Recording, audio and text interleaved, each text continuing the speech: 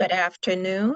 My name is Nicole Fernandez. I am the Maternal and Infant Health Series Project Manager for Wayside Recovery Center. We would like to welcome you this afternoon to be in community with us as we hear this maternal infant health session provided to us by Peralta. This gives me so much power realizing shared decision making for routine labor induction and its impact on pregnant people and providers. We hope that you will enjoy this session. As we are beginning, I'd like to just tell you a little bit about Wayside Recovery Center. Wayside Recovery Center's mission is to improve the quality of women's lives. Since then, Wayside has worked very hard to become an expert in delivering gender-specific and trauma-informed substance use disorder treatment and mental health services for women and their families. Wayside Recovery Center provides a holistic array of care, including outpatient and residential substance use disorder treatment, recovery support services, adult and children mental health therapy, long-term supportive housing, and family supportive services. We appreciate you taking the time to be with us today, and we'd like to thank our sponsors, which are Minnesota Department of Human Services and SAMHSA. I'd like to share a brief bio with you about Ann, and I really look forward to everyone here just to share a little bit about the agenda too. We'll hear from Ann, and then at the end we will have time for questions, about maybe 15 minutes with questions.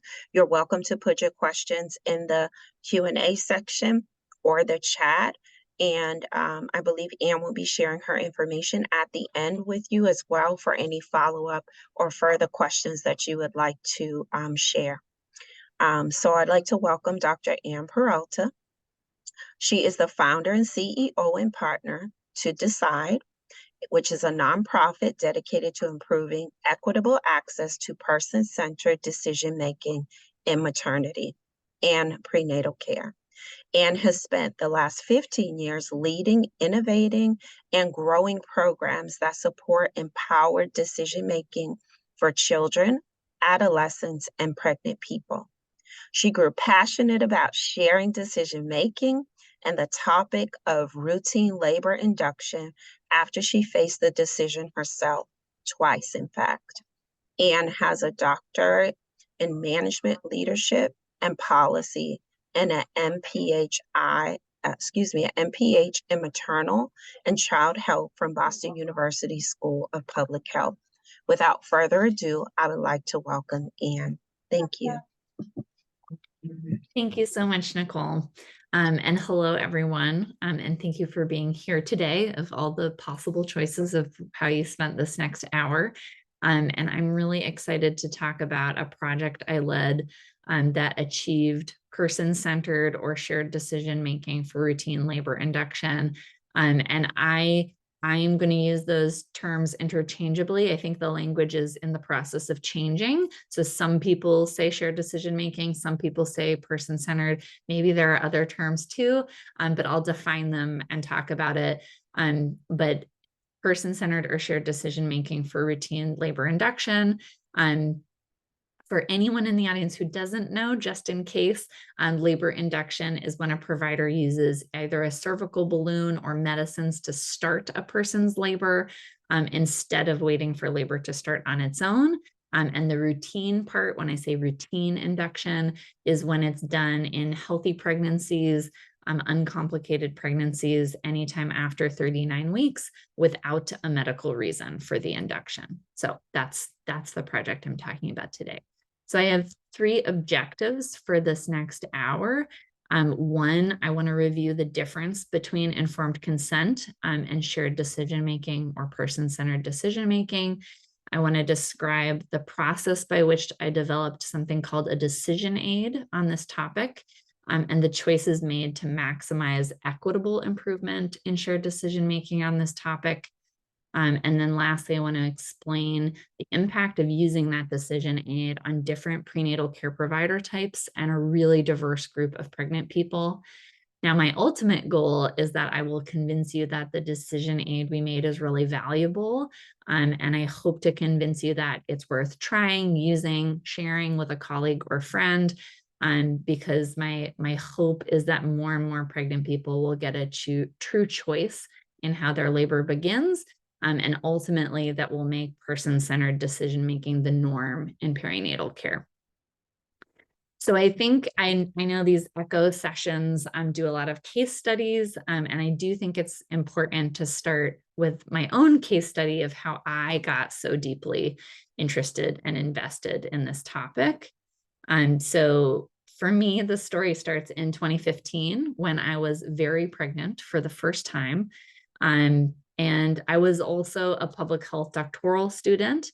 And I worked at this adolescent health education organization that was focused. So my day-to-day was focused on improving decision-making, communication, and accessing resources skills for young people.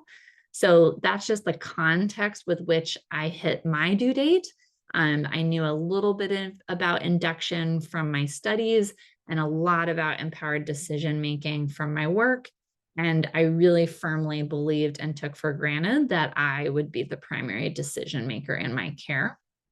So at my 40-week appointment, my midwife explained that they usually did induction at after 41 weeks.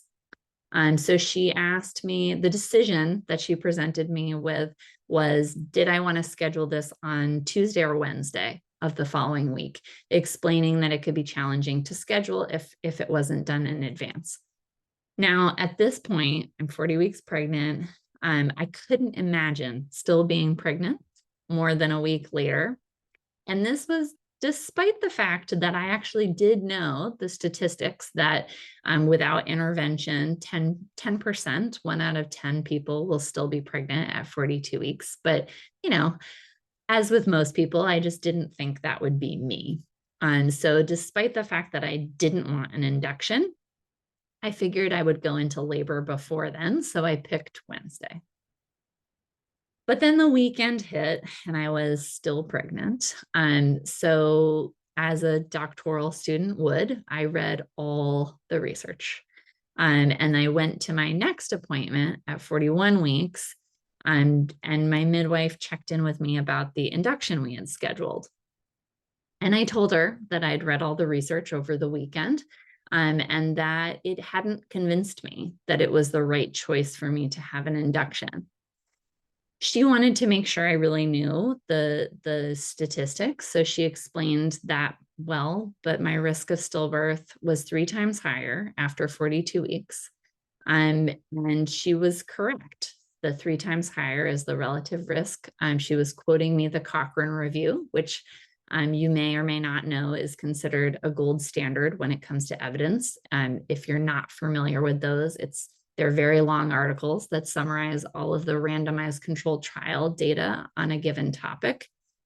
So she was quoting me good evidence, and it was the correct statistics, but she also wasn't talking about the actual absolute risk.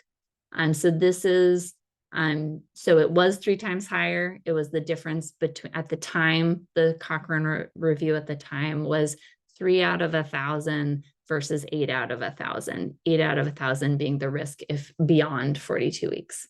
The most recent Cochrane review from July 2020 estimates a 4 times greater risk for perinatal death. It's a larger number because it includes stillbirth, but also other losses that happen right after birth. But again, both rates are less than 0.5%. So the 3 times higher sounds pretty scary to me, but to me individually, my own personal, the way I think about risk, a 0.3 percentage point difference from, what I read was good, but imperfect research wasn't compelling to me. So I declined the induction, and I agreed to daily monitoring if I went past 42 weeks. And that was my choice. I also support people's choices to see the statistics differently and not want to take a 0.3 percentage point increase in risk of a very serious possible outcome. And I really support all kinds of different choices after 39 weeks, because to me, there are small differences in outcomes at the individual level. So it's really a person's decision, and thinking about what the evidence we have, and what's most important to me, to them, to us. So in my case, I'm really grateful to my midwife for respecting my decision and helping me carry it out. I didn't make it to 42 weeks. I went into labor at 41 weeks and 6 days on my own. And I had a really empowering birth experience. And it felt really important to me that the way it started was on my terms and really in partnership with my care providers, and not a decision that I felt like got made for me. This is my daughter, Frida. She was born at 42 weeks because my labor took a little bit. But she was a beautiful, healthy baby. And I walked into motherhood feeling like I could do anything. And I really wish that for absolutely everyone, no matter what decision they would make on induction or anything else. Before I talk about informed consent versus shared decision-making or person-centered decision-making, I want us to reflect a little bit on the culture we're all swimming in. So something that really stood out to me when I was 40 and 41 weeks pregnant, I was not a small pregnant person. So I was walking around in the world with a very, very big belly. And people in the world would ask me when I was due, because it was so noticeable that I was very pregnant.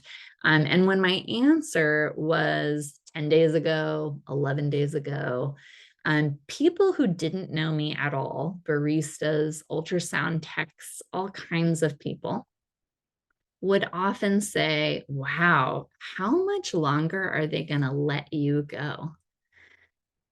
And I want us to all think about what that language is very pervasive actually in our culture, right? And what that language says about our broader cultural assumptions about the decision-making autonomy of pregnant and birthing people.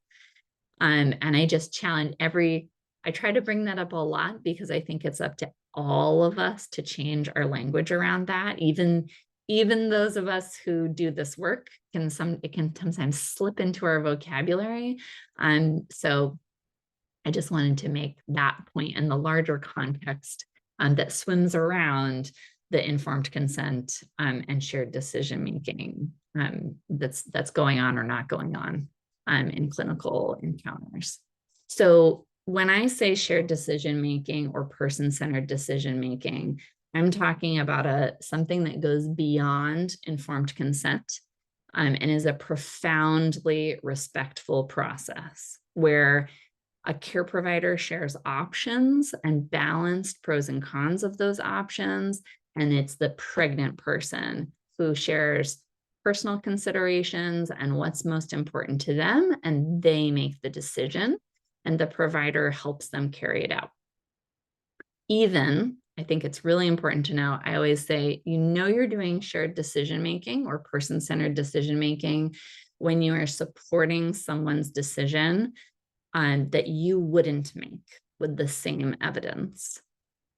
Now, when you think about my own story that I just shared, my little personal case study, I would say the counseling that I received on induction did not meet the definition of informed consent, right? Initially, the conversation was, we do induction after 41 weeks. Would you like Tuesday or Wednesday? Right? That's not about risks or benefits. And there was no option to decline, right? It was like, when do you want to do the induction, not if. I think probably this is a webinar audience where I don't need to say this, but just in case, I want to say that I think decision-making autonomy and partnership are really essential to achieving respectful maternity care and perinatal care. And sometimes as I do this work, I hear from some people that, well, some people from some backgrounds and communities, don't want to be involved in their care. And that's not true in my experience of my own interviews and work. And I think the Giving Voice to Mothers study of communities of color makes it pretty clear that pregnant and birthing people want autonomy in their decision making.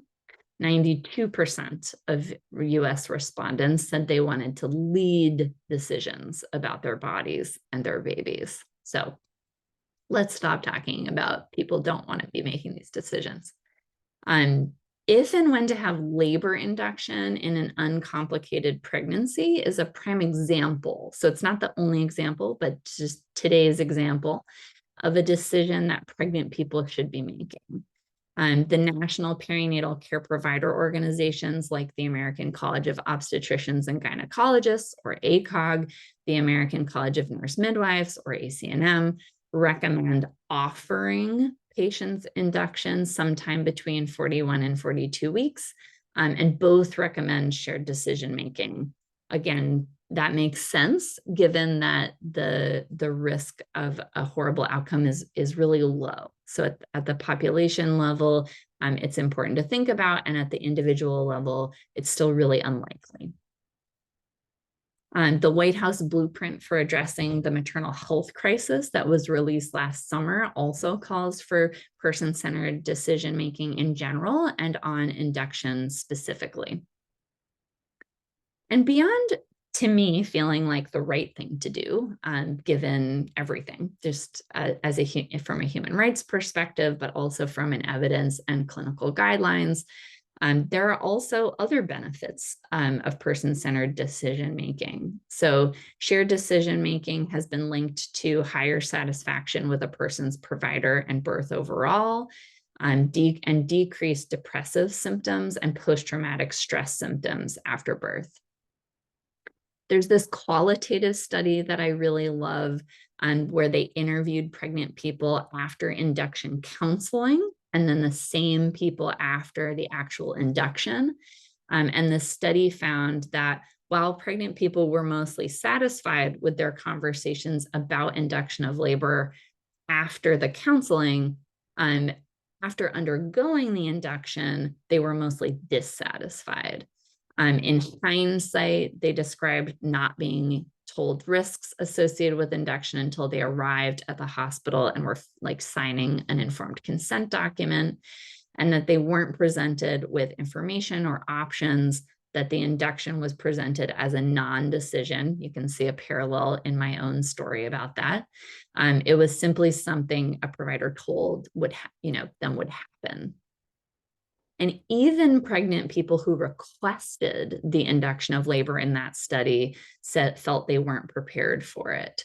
And a number of women were emotional and cried during the interviews after the induction, describing how little information they were given and how impossible it was to make a decision that was right for them without it.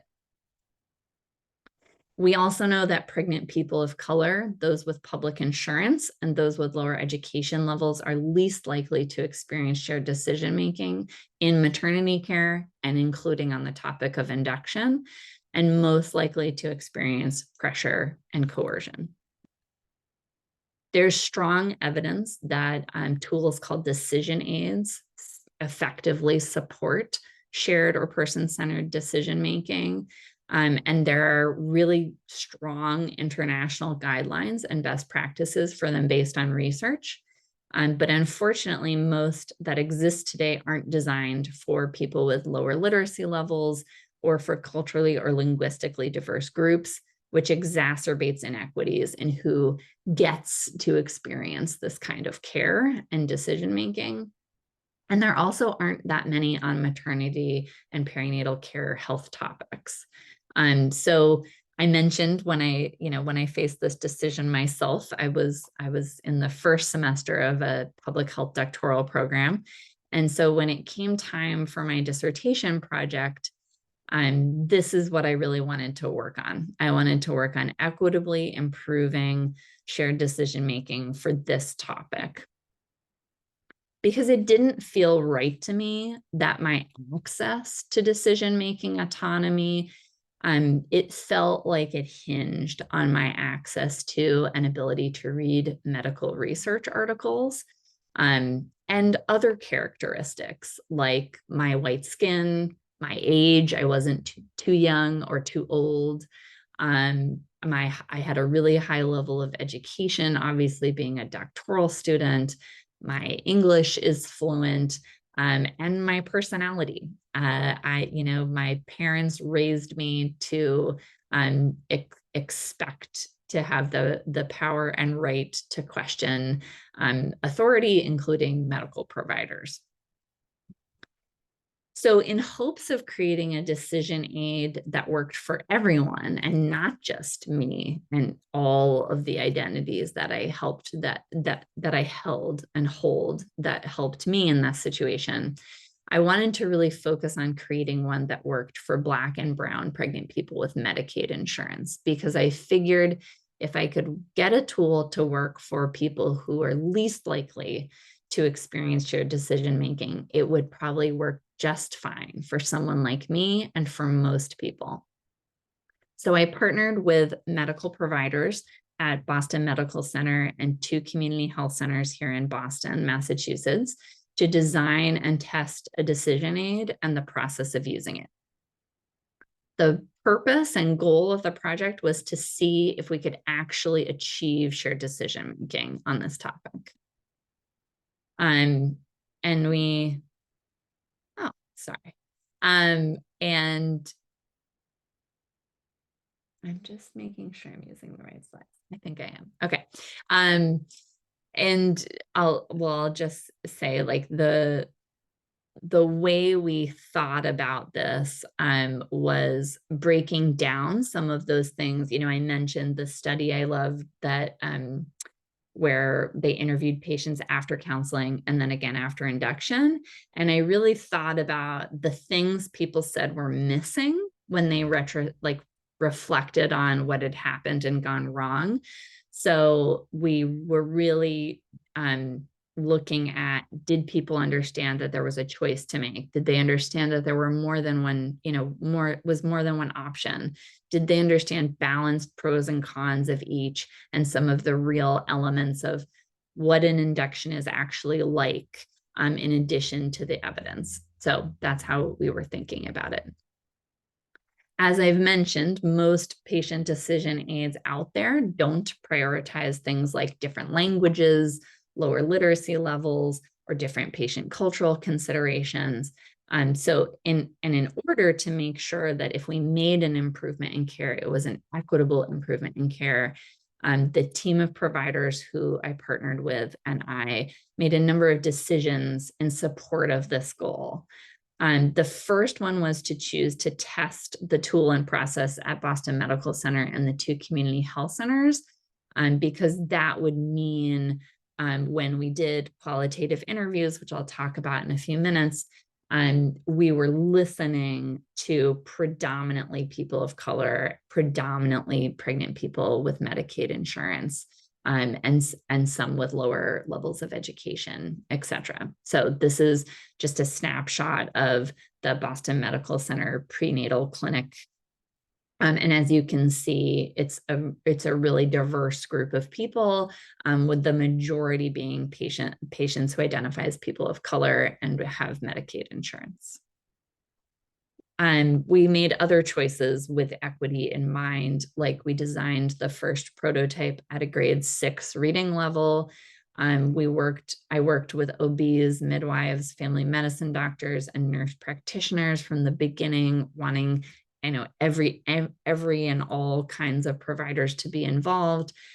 Did alignment with international quality criteria for decision aids. Used inclusive language and images. So that was decisions like, why does there need to be gender? Any mention of gender on this tool? There doesn't need to be. And using really inclusive images. It was also translated into Spanish and Haitian Creole from the first prototype, so that we were testing it in multiple languages from the beginning. We did this project as a quality improvement project or QI project with qualitative methods, so in individual interviews and implementation science concepts to enhance the project's rigor. And I am so glad that I chose qualitative methods and interviews as a feedback mechanism when we were really developing the tool, because not only did people give great feedback on what was most and least helpful about the tool that we changed things based on, but their comments really deeply surprised me. I never would have dreamed of asking some of the questions on a survey that I now would think to ask because of what they said in interviews. Here's the slide I was thinking about. So this is how we operationalize success, how we were sort of defining person-centered decision-making, understanding there was a choice to make, knowledgeable about pros and cons, and then this question of whose decision should it be and whose decision was it? And then for providers, really just making sure that the tool was, that they felt that the tool was helping them provide person-centered decision-making kind of care. There were 2 phases of the project. So in the first phase, I recruited providers to form that quality improvement team to do the initial tool development and create that first implementation plan. This team included myself, an obstetrician, a family medicine physician, and 2 midwives. In this phase, I met with individual providers and groups of providers to understand what was currently happening and what needed to be true for the project to be successful.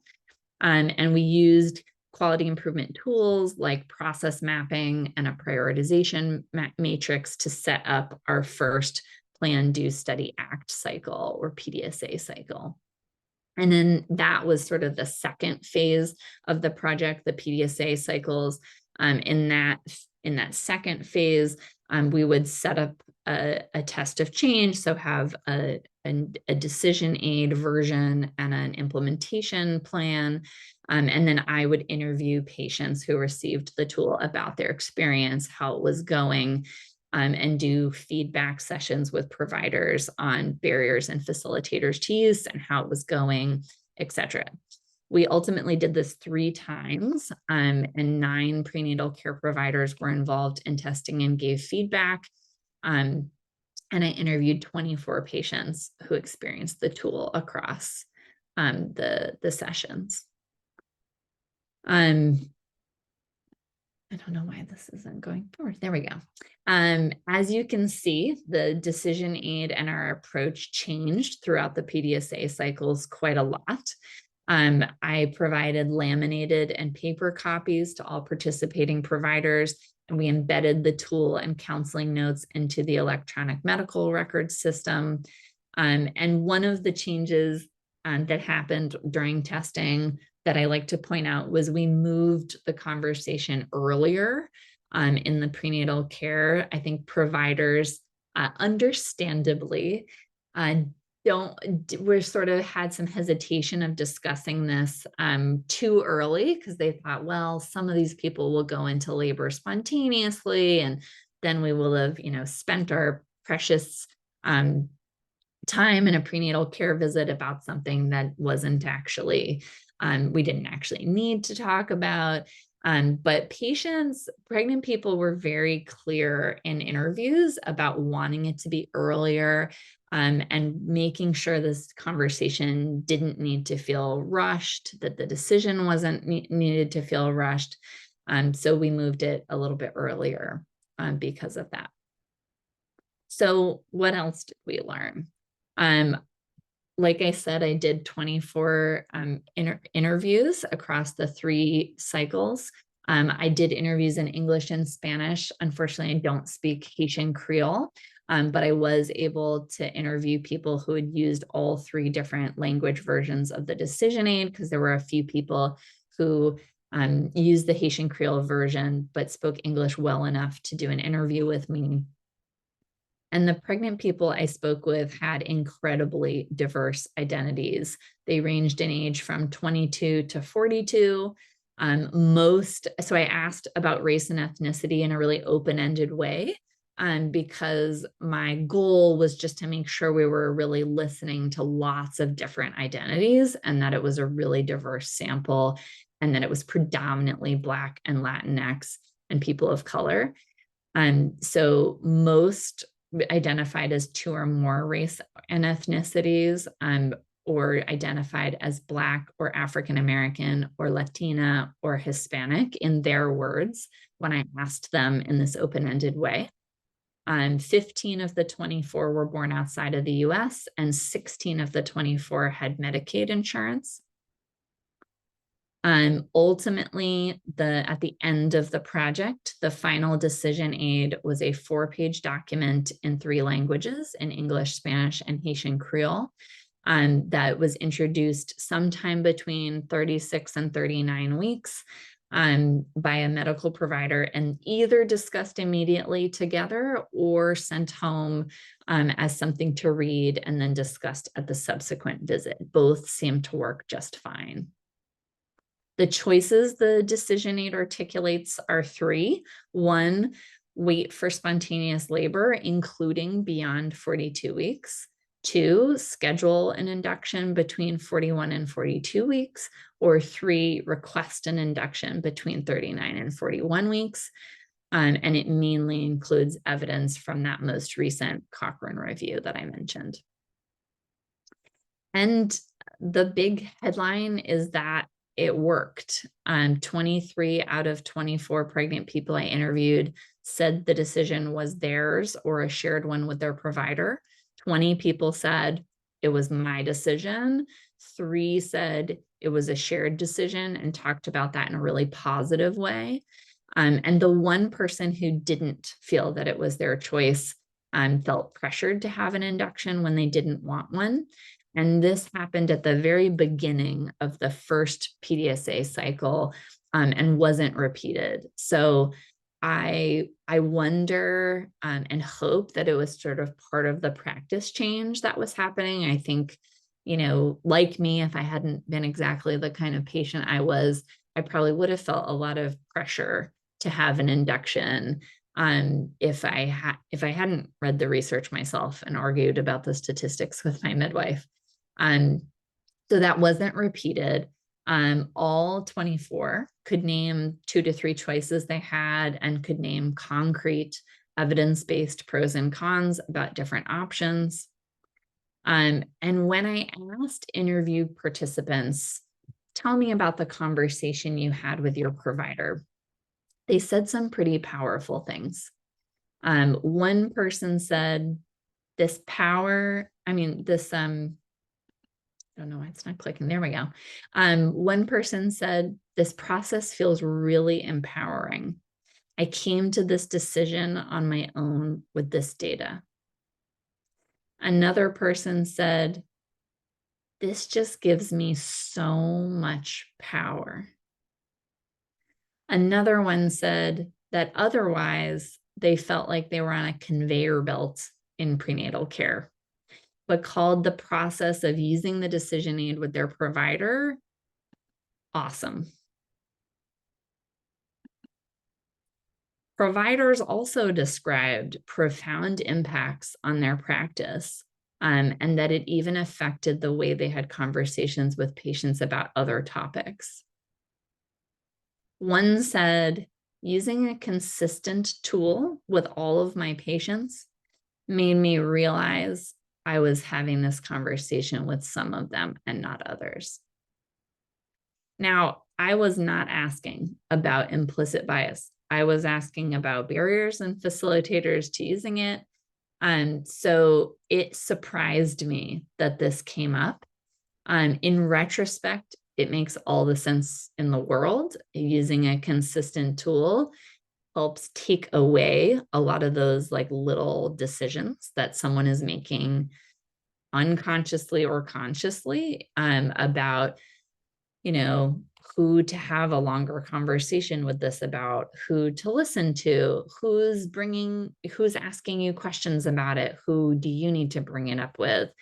So that was a really profound and to me surprising finding. The decision aid, I think, really gave providers a structure to do that person-centered decision making, to present options, the evidence-based pros and cons, to prompt a discussion, about patient-specific factors and values, and make it really clear to patients that this decision was theirs to make. One important note I want to make always is that there was no goal related to timing of induction. So this was not a project trying to get people to choose earlier induction or get people to wait.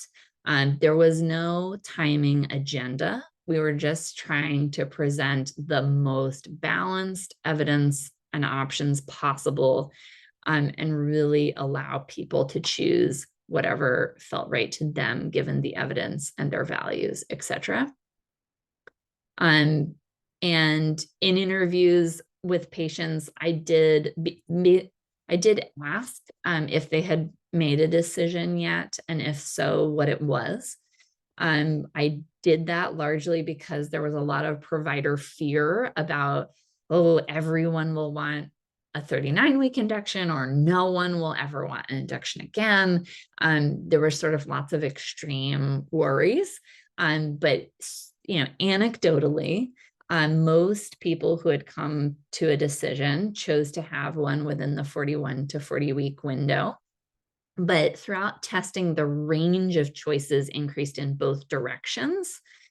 So over time, we went from, in the first PDSA cycle, almost everyone was choosing that window because that was sort of the practice previously. And then at the last PDSA cycle, there were some people choosing earlier induction and some people thinking, maybe I don't want an induction and maybe I want to wait. And to me, that supported the idea that person-centered decision-making was really happening, and then dispels those concerns that if given the choice, everyone will go to some extreme. Again, I know because this is an echo presentation, I want to give one other case story. You sort of already heard my own as one case study, but another example I like to share is one of the people I interviewed wanted a 39-week, was interested in a 39-week induction.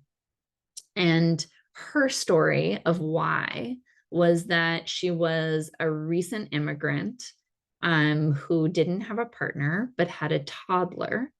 And she was trying to figure out where her toddler was going to be while she was in the hospital giving birth to this baby.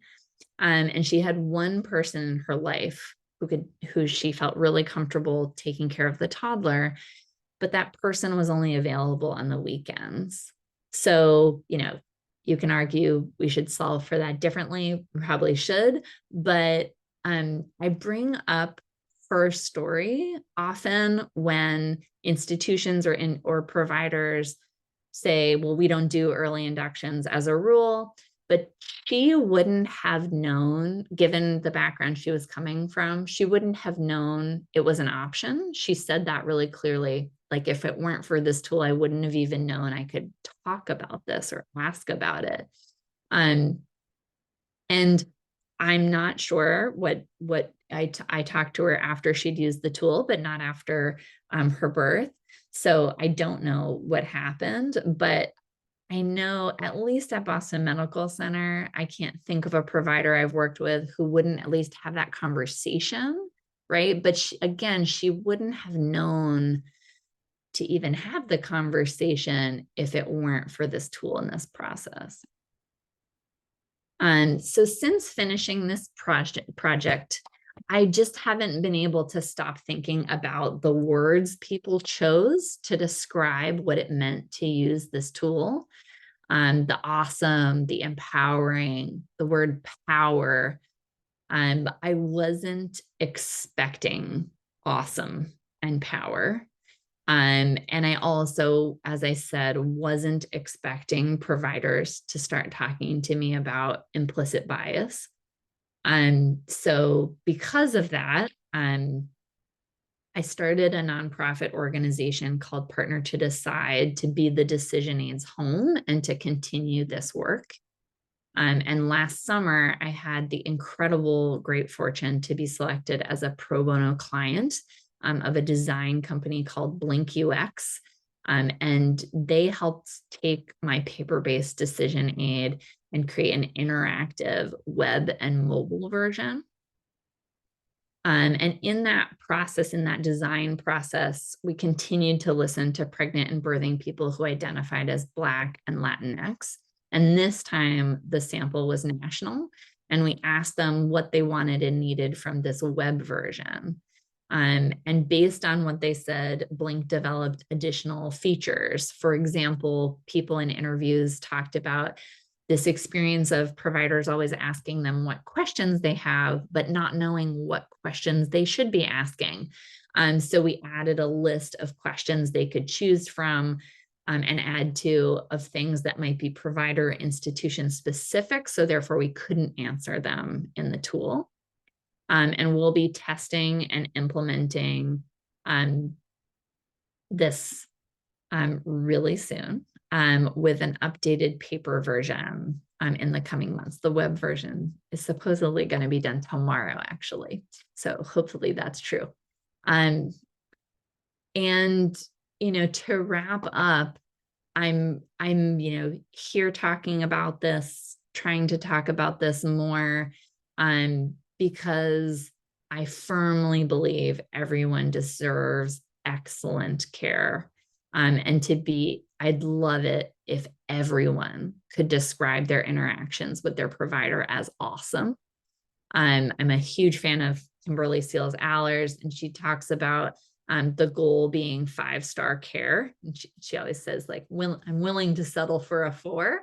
And I really hope that this tool and future tools like it can be part of what helps us get there. There's this gap between guidelines and practice, and implicit bias training, and then what actually happens in an exam room. So I really hope this work will be a small part of supporting higher standards for perinatal care. And with that, I will thank you for your attention and Nicole and everyone for this opportunity to share my work. The decision aid, right now you can find the paper-based version that was the final version of the testing, and hopefully very soon you can find the newer versions. You can find them at this website, www.inductiondecisionaid.org. You can find more about Partner to Decide. I also did publish the process of testing and developing and testing the decision aid in birth that came out in February.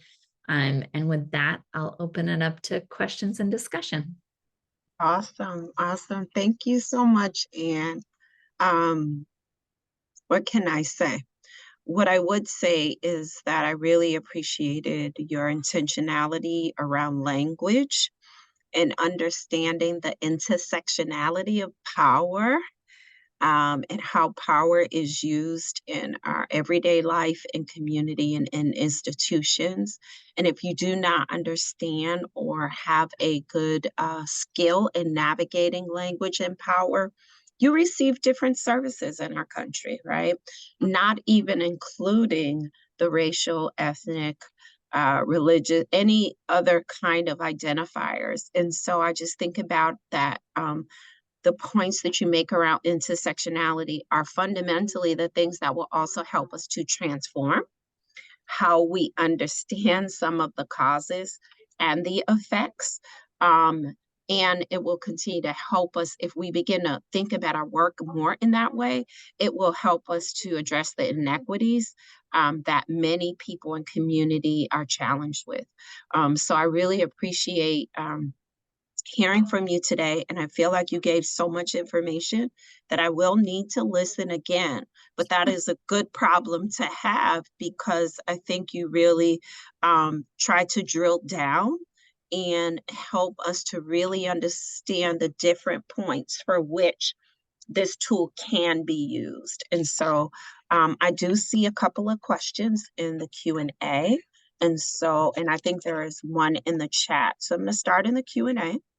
And that question is from Ruyana. I hope I'm saying your name correctly. She says, I wonder if the tool can be expanded to include other pregnancy and birth related decisions, such as hiring a doula, having a hospital based or home based birth, intermittent labor monitoring, cervix checks during labor, etc. I think she wants to have a full Yeah, me too. yeah, a full range of services that this tool can provide. Yes, I mean, yes, yes, yes. I mean, I have so many more decision aids I want to make now. I just have to get to fundraising and to work. Um, but I would love a place of care, your care team decision aid. It'll be very hard and controversial to make, but I'm up for it. And there's so many, these are great examples of other things that we need decision-making tools on. So absolutely. And some of these are very much already on my radar, and thank you for the ones who aren't. And Rumiana also has said she just sees the potential and the growth of this to change provider behaviors. And then she also said in the chat that I'm so excited and she thanks you for your work. I'm going to go to the chat now, and I believe I don't want to scroll forward. Okay. Melissa says, is there a way to know if your hospital slash doctor has or uses a decision aid? Is it available? Do you know of anything else that might be available? That's certainly something you could ask them. I feel like in the perinatal care space, there aren't that many decision aids, as I mentioned in the talk. So some people will know that term and some people won't. In terms of like if you asked, do you have decision aids? Some people will know that, and my guess, unfortunately, is that lots of people won't. And that most people are using like patient education materials. Um, so that's, you might get further if you ask about patient education materials, because I think that's a more sort of everywhere term and thing that people provide. But certainly I think I wish more people would ask about them, because then someone will be like, what's that? What and you can certainly, go to the inductiondecisionaid.org website and like send that, if you're not a provider, but you think that should be the standard of care at, the hospital, community health center, wherever that is providing prenatal care in your area, you can certainly like, hey, have you heard of this?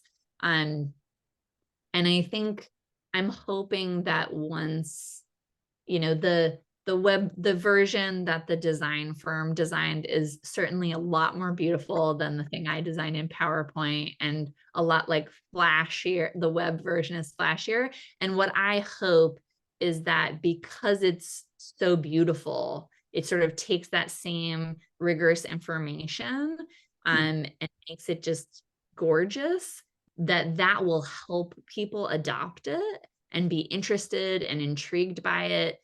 And I hope that it really pulls the sort of standards for what patient education materials and decision aids are up to a totally new level, which I think, I think this whole group would say that we all deserve. Wonderful, thank you. And then Dr. Farrington says, how do you reach those who are most in need? In terms of making it reach, in terms of locations, or Or Dr. I guess maybe those who are most, to make it accessible for more people. Mhm. Like, how do you reach those who might need this tool the most? Yep. So I am, adamant that it will always be free. I'll figure out how to make that happen, but I'm really, really, really committed. That's another problem I see with decision aids out there. There are some exist, but you can only get them if you're an institution or they're behind paywalls. And being free is a core part of me for access. Language access is another thing. So I talked about, testing it in 3 languages. I've also just done translations in 4 additional languages. So when the web version comes out, it will be in 7 languages. That's not all languages, so we can keep going. But things like that help with that access piece.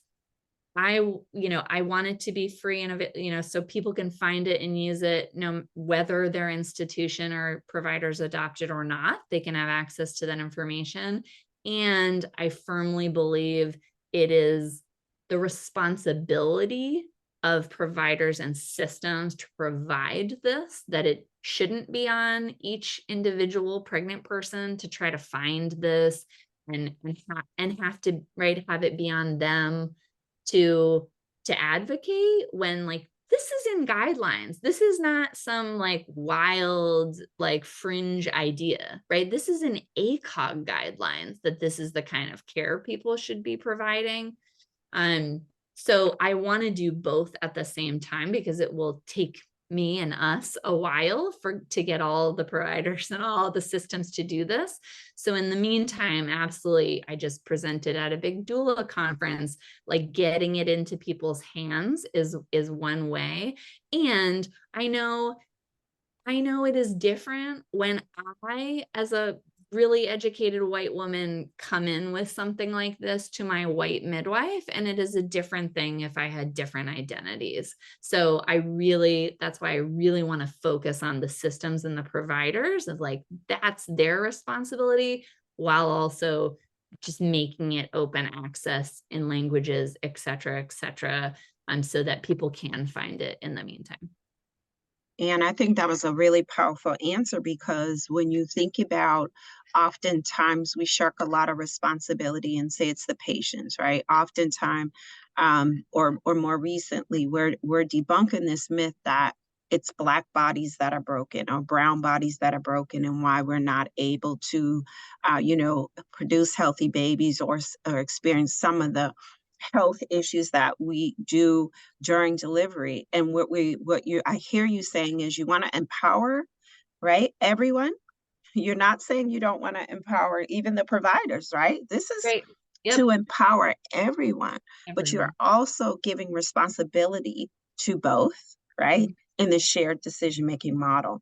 And I really like that because we know that I'm beginning to feel um, where we've had Willomi on, we know the Earth app is out there. We know that people are actually using these things, they're being shared. And so the more tools we have is very critical. But I also believe that maternal health right now, the conversation that we're having about the disparities and inequities for the BIPOC community is going to change healthcare for everyone because we're going to realize that yes, we want to have good insurance companies that take responsibility and provide good products, but we're also saying, here's how we'd like to use your product, or here's how we'd like to use your services. And so I really appreciate that distinction that you made in that response. We have time for one more question. We are at 1 o'clock. It's from Kylie, and it says, how do we get this into the hands of every provider to use routinely with patients? I mean, we can all do that. You know, it helps that it's free. So it's, you know, there's that helps. Like this is a free. I also think one of the ways providers, you know, that helps them be open to this tool is seeing that it's quoting all of the evidence they're used to quoting. So it's not, um, again, it's sort of acceptable in really good ways that help it get used. And so I would say, you know, share it, share the tool, share the, you know, if you're talking to providers, like link to the article in Birth, which is linked on my website. Because that helps. And then, you know, we need to do more work in getting it out there and continuing to build evidence on it.